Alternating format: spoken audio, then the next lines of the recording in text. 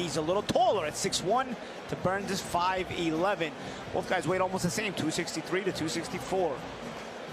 And they will now make their way to the Trigon, led of course by the great voice of Big Mo. Terrell, are you ready for the heavyweights? Our fifth bout on the card is scheduled for 5 3-minute rounds presented by RTSP Farms. Introducing first, please welcome to the Trigon, DJ Linderman.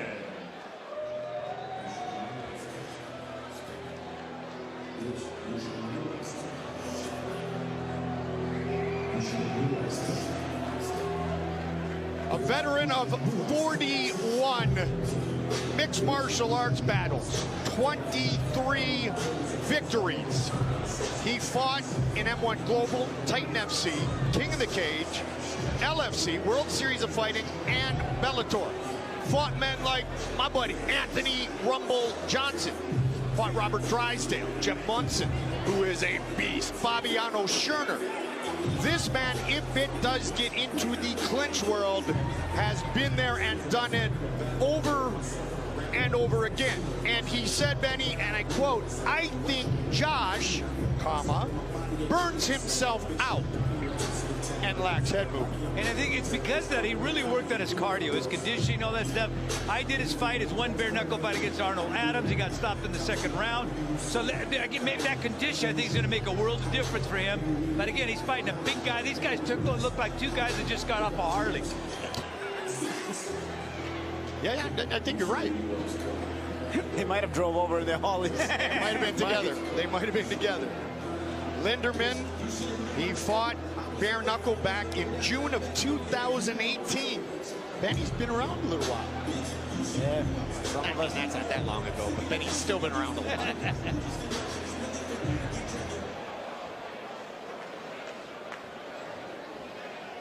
And his opponent, fighting out of the red corner, please welcome to the Trigon, Josh Burns.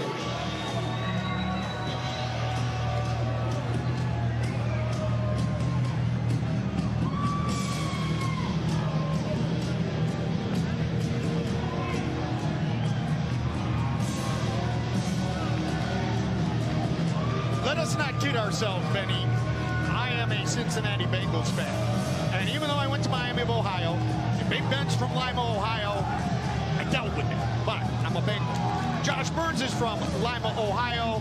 He uses the nickname The Hammer, as I mentioned last time he entered the Trigon, because of his great relationship with the godfather of ground and pound, Mark Coleman. Well, you know, now he makes his home in Detroit. You know, Yes. the thing is this, punching is about pounds of pressure per square inch. His fight against Sam Shoemaker, it was a 1-3, but the 3 was about a 6-inch punch. It was the most amazing thing I ever saw, because Shoemaker dropped with his arm straight out in total trauma. Tremendous leverage from 6 inches. It was tough for Josh Burns as he got set for his debut here in BYB, because he was scheduled for a huge title fight, and it was going to be a massive coming out party, coming over to the real one, to the Trigon. Things changed. Tony Lopez came in late. Tony Lopez, totally different type of fighter, now a champion. And then Josh breaks his hand, Paulie. I mean, everything went wrong for the Hammer on that night. Tonight, everything could go right. Yeah, and then, you know, when you're looking to turn it around, that's sort of the way you have to think of things. You're never playing to really break your hand. Things happen, and then you've got to kind of adjust inside the ring. It happened to me in my bare knuckle fight as well. But the difference is, you know, he had a really adept guy in front of him in Tony Lopez, who knows how to fight both stances and kind of just use that height, and just really, really smart, and just took away the play completely from Burns. Tonight he's looking to turn it around. All right, official introductions from a man about as tall as our heavyweights, maybe taller, Big Mo. Ladies and gentlemen, this heavyweight contest is scheduled for 5 3-minute rounds and is presented by RTSP Farms. Let's meet the fighters. First, fighting out of the blue corner. He stands 6 feet 1 inches tall. He weighed in at 264 pounds. He holds a bare knuckle record of 0 wins versus 1 defeat, and he fights out of Wairika, California. Introduce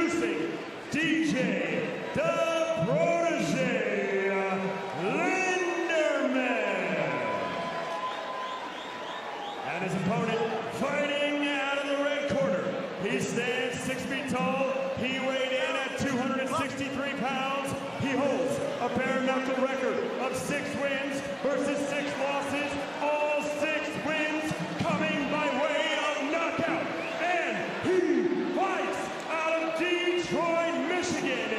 Introducing Josh the Hammer Burns. Our referee in charge, Sam Burgos.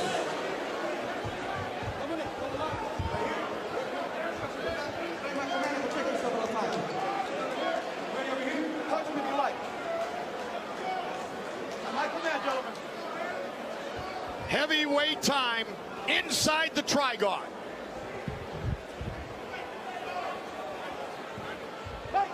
Total of 527 pounds. Here we go. Josh Burns, orthodox stance in the white trunks. Linderman, the southpaw, in the gray trunks. Now watch Josh try to use that 1-3 rhythm. 1-3. And it's amazing leverage again that he gets from up close. I thought our cameraman was in grave danger there because he wanted to look at Linderman, pushed him right out. Josh took a left hand, but now he's trying to overwhelm Linderman, and he's throwing some big shots. Linderman forced to smother. I tell you, Linderman started with a nice left hand in there, and then kind of woke Josh up. 2-time Golden Gloves champion. Burns has done MMA, he's wrestled, but he's worked his hands a lot. This is his 13th bare knuckle battle. And you see right there, the referee, Sammy Burgos, warned him about closing that hand. Yep. That was something he really emphasized during his talk to the fighters. You better close that face. I'm going to warn you one time, and then I'm going to take away a point. You pointed that out in the very first fight of the night, Benny.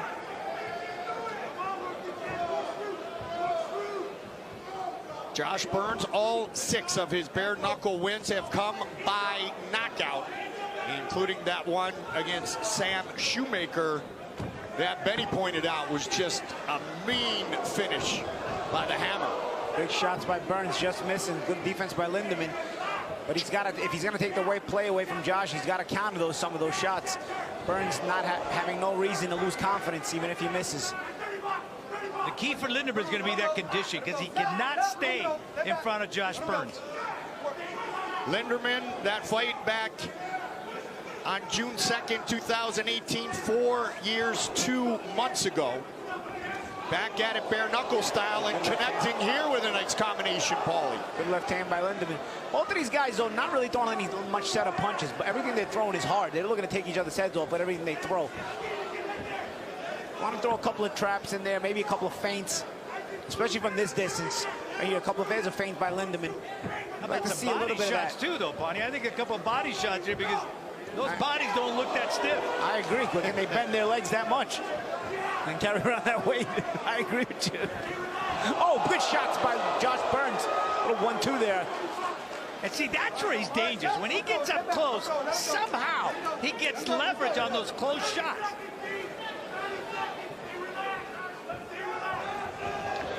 Linderman just scoots out of danger.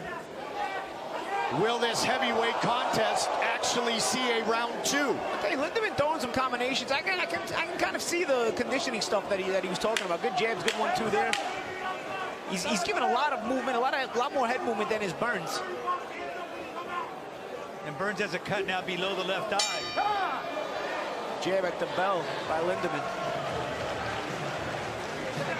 Linderman would be smart to make good use of that jab. When he does use it and snap it out there, it seems to be connecting on Burns. He looks like a completely different fighter than I saw against Adams. Yeah. The movement is a lot better. I think his understanding of the way to fight bare knuckle. It's not MMA. So, you know, the way he's moving himself around now, I think he's got a much better grasp of what it takes to succeed in bare knuckle. You have to push him. If he ties you up, push him against the goddamn fence. Push him against the goddamn ropes. You're bigger, you're stronger, you train harder for this. So don't be stuck in the mud. Let that 1-2. Let that 1-2 go. You got to throw 1-2s, bro.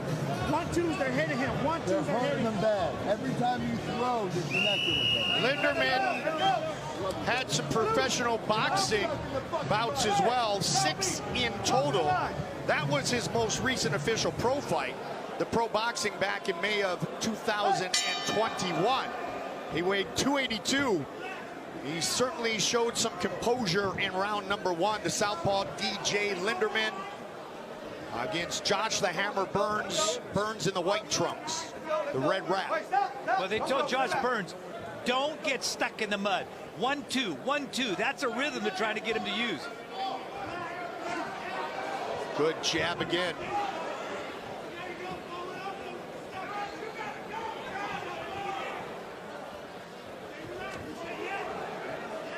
You see, when you use that jab, you caught him again, Paulie. Yeah, when you use that jab, it creates more deception for your other shots.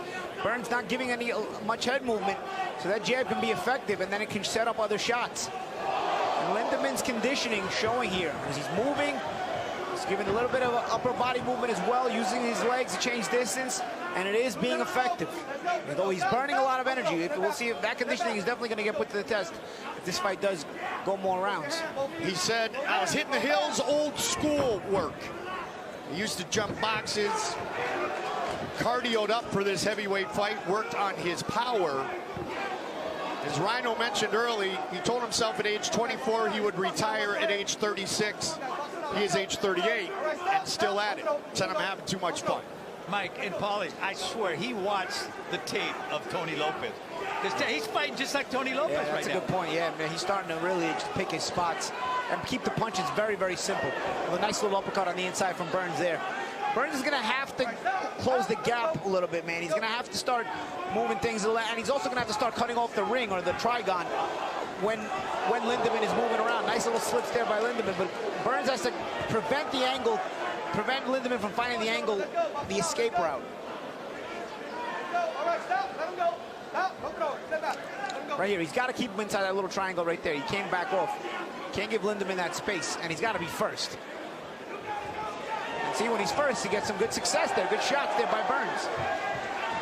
Linderman sliding him aside. I would like to say, Paulie, that I was going to talk about Linderman using the jab like Tony Lopez as well, but then Benny can say, no, you weren't, Goldie. You just heard me say it. So I won't say it, even though I just did. But it looks like he's slowing down again. Yes. There's that jab again by Linderman. I'd say he can make this fight really simple. Burns is not giving any head movement. He's his legs, 1s and 1-2s. And I don't know if again. I don't know if you saw his fight against Frank Tate, but Frank Tate definitely exposed that. He came in with that right hand, was there all night. Josh was in great shape because he got up so many times. Tate at 6'5" came in with that long reach and landed. Finished him in round 3 of that fight back in April of 21. The mouth of Josh Burns open now. He's tired as well. Good round by Linderman. Well, play on words or not, as I mentioned during the walk-in, Linderman said Josh burns himself out and Paulie lacks head movement. We're definitely seeing Linderman take advantage of that. Yeah, absolutely. You know, when you have a guy with no head movement, the easiest shots to hit him with are those straight shots. You know, they're right down the middle. He's going to have his head down the middle because he's not moving from side to side. And you know what? Once Linderman started going to that jab, keep simplifying the game plan he's been really been able to be effective. But you know, to execute that strategy, you got to be in great shape. And Linderman has taken the time to get himself in shape. And there's that jab. There's that jab again. It's just simple right there. Little 1-2s, and you see Burns not reacting. There's that jab again. Again, no head movement from Burns. And great point, Benny. Once again, you know, those hills he was running, because he's using that lateral movement, and that lateral movement takes up energy for the boys this big. Big boys like this, to be able to move, they need to be conditioned. Otherwise, they won't be able to. You can see Burns is not as conditioned. He's just kind of flat-footed, just kind of there, hoping that the openings create themselves. And we know Burns is a tough guy. We know he knows how to fight, but he's got to be able to create the openings. Round 2. We also know in bare knuckle, one big swing can finish the show, Brandon Bird. If you're a heavyweight, there's even more of a possibility of that. And you know, Bird's got a sense of urgency. The doctor has looked at that eye. Yep. He said he could continue. But boy, I tell you what, every moment counts now. Burns said his goal is to snatch Linderman's soul tonight. That's it. That's what I need to do. And he did talk about the fact that he can't enter flat-footed like he did against Tony Lopez.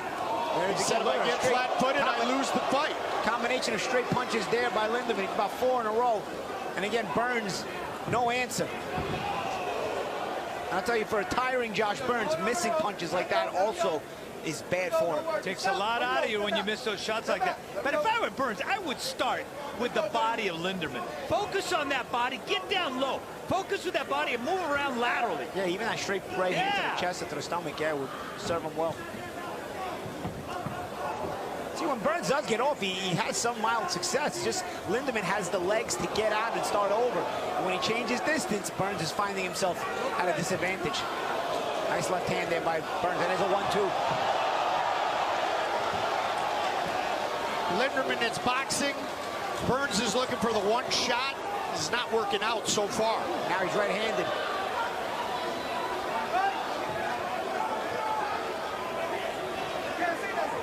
That's it. Stop the fight. Burns didn't want to stop the fight. Fight's over. A little argument there. Yep. Josh Burns not happy. The fight is over.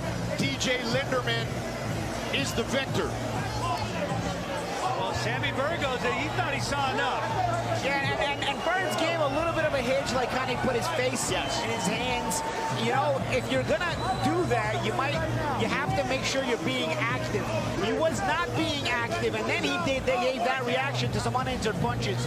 The referee can only go by what he sees. You've got to, I can understand maybe Burns might have been wiping the blood off his face. I can understand that, but you've got to be active in the moment when you give that reaction to the referee. You haven't been active, and you've taken some unanswered punches. He's gonna assume you may be on your way out of the fight.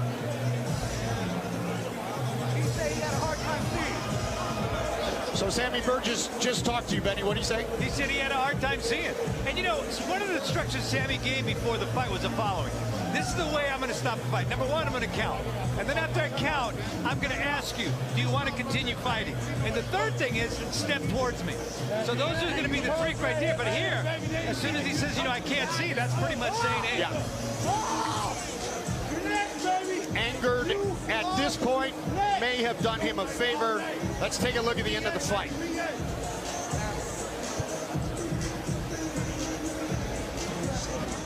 At the end of the fight, Linderman had turned right-handed. Watch that jab. And he was talking to the referee at that point.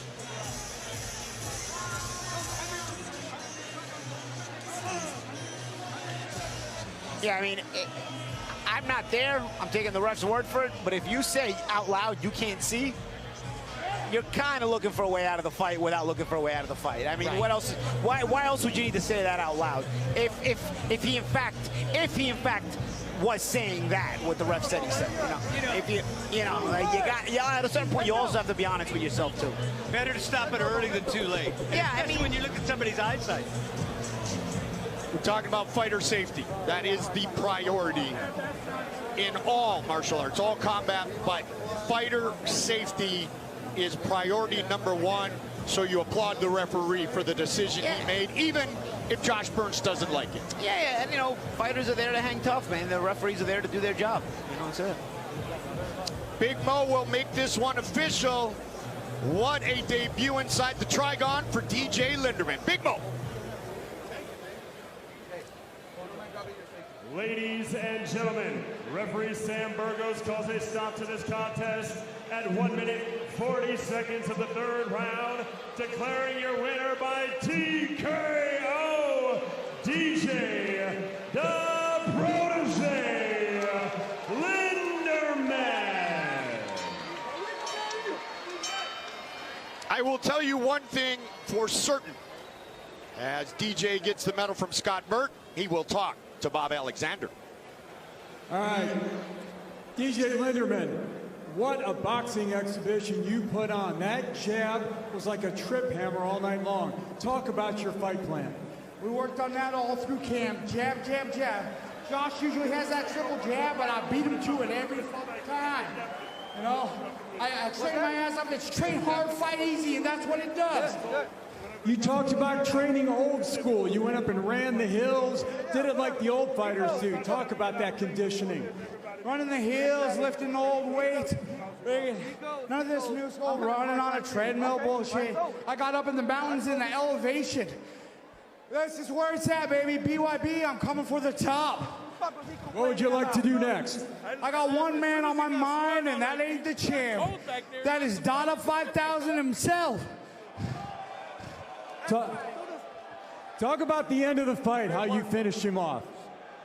I knew Josh had the quit in him, and I just had to bring it out of him. He was looking for the way out, and he finally found it.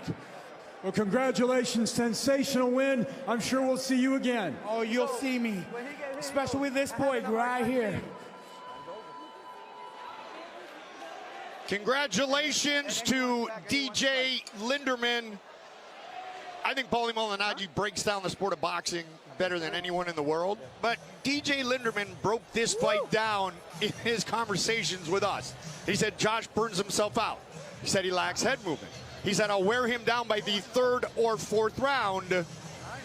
Okay, DJ Linderman, I bet he's thinking about Tony Lopez right now. Yeah, but I think that old school training paid off, hitting the hills. Yep. And he knew that in order to execute that plan, he had to get in great physical shape, and that is exactly what he set out to do. He did it, and he showed it. He had great movement. Paulie, that jab was there, and he used it very effectively. Yeah. I mean, it really controlled the fight. It controlled the pace, and it was really the key to unlocking everything for him. It made the fight easier for him, and eventually it was the undoing of Burns. Just opened up all those cuts and eventually started setting up those power shots. So the key hitting the hills for DJ Linderman.